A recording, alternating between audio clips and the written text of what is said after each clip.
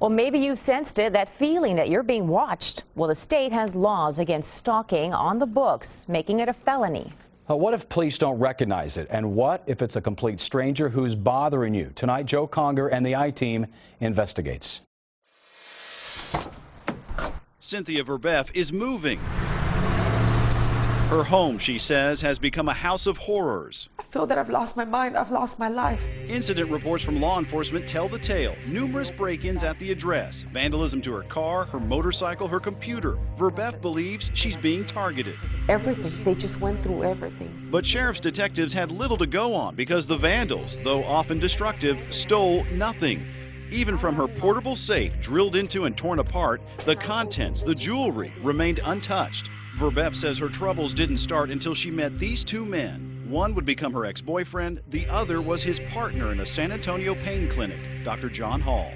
Very first time I met him, we went to his house on 4th of July, and he told me that because I was already there in his house, I would be the next victim, that I was going to be stalked. Verbeff found the doctor's prophecy to be correct. She suffered months of oddness. Coming in through the front door, and I touch the doorknob, and it just falls into pieces. Lights left on, doors open, furniture moved, her clothes dryer disassembled. Her friends say they noticed the strange happenings. They tell the I-Team they even witnessed a gas oven left turned on. As soon as you walk in the house, you'd smell gas in the house. So the whole house smelled from gas. So immediately turned it off and opened up the doors. But I mean, that thing doesn't just turn on by itself. And it had been running for a good length of time. Or the time Verbeff and a friend say they were stalked at a mall. I saw him following us to several stores, and I would see the man close to us, looking at us. The girls had the presence of mind to snap a photo with their phone. Verbeff says all these happenings culminated in an assault. The 39-year-old believes someone drugged the food in her home and returned later to rape her. I know something happened to me because a woman knows. She filed a report and was briefly hospitalized with signs of sexual assault. Dr. Hall says what Verbeff describes is known as gang stalking. Indeed, he writes about it in his book, A New Breed, Satellite Terrorism in America. Verbeff is not alone. Others in San Antonio have contacted the I-Team and described similar types of occurrences. The urine arsenic is above normal. We shouldn't have arsenic. Linda Johnson says someone poisoned her water supply with heavy metals in northwest San Antonio. Then there's her story about the bracelet that went missing, then reappeared. Police, she says, have stopped listening to her. And like Verbeff, she too believes she's been sexually assaulted, although she never filed a police report. I've gone to doctors many times, and I've been to the Rape Crisis Center for counseling, yes. Many of these so-called victims of what Hall describes as gang stalking meet up on the internet, finding comfort and information from others who say they too suffer from electronic stalking, mind control, and even rape. Loosely defined, gang stalking is where organized groups target and harass unwilling victims to the point of paranoia, leaving the victims to deal with skeptical family members and skeptical law enforcement. This isn't stalking done by a former spouse or former boyfriend or someone that you know that's disgruntled at you, but stalking that's being done by total strangers in an organized fashion. And some internet links take you here to the book mentioned earlier, written by Dr. John Hall. The book is fact. It's not a book of fiction. What I've wrote about is an isolated story here in San Antonio. Dr. Hall says it is a story about himself and the harassment and rapes his ex-girlfriends allegedly suffered beginning in 1996.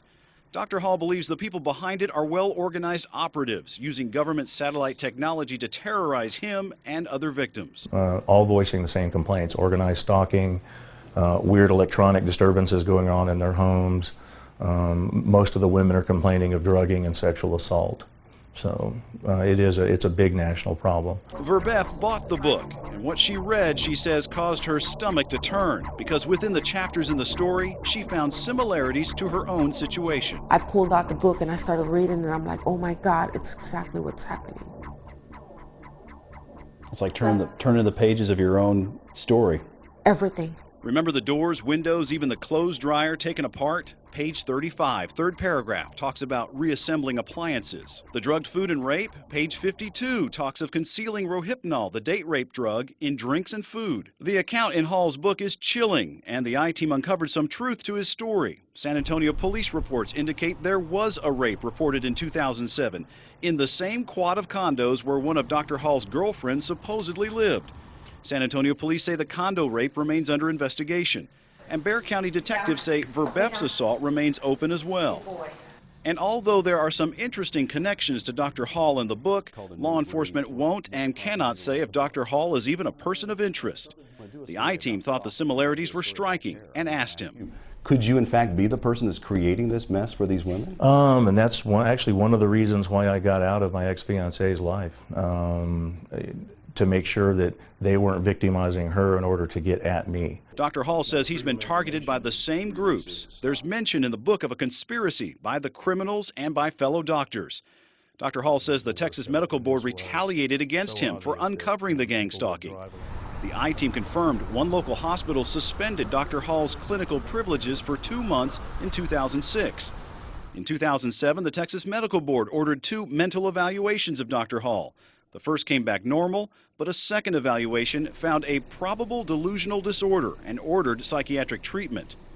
And in 2008, Hall's license was suspended, this time when he tested positive for cocaine. In the book, he explains the operatives drugged him with cocaine periodically. Dr. Hall's medical license has since been reinstated.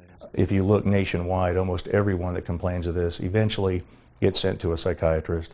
The psychiatrists don't look into the technology. They don't do any research into whether or not any of this is possible. With his book published, Dr. Hall is taking his message nationally. He's appeared on cable TV shows. Thank you so much, Dr. Hall. Late night radio. And our guest tonight, Dr. John Hall.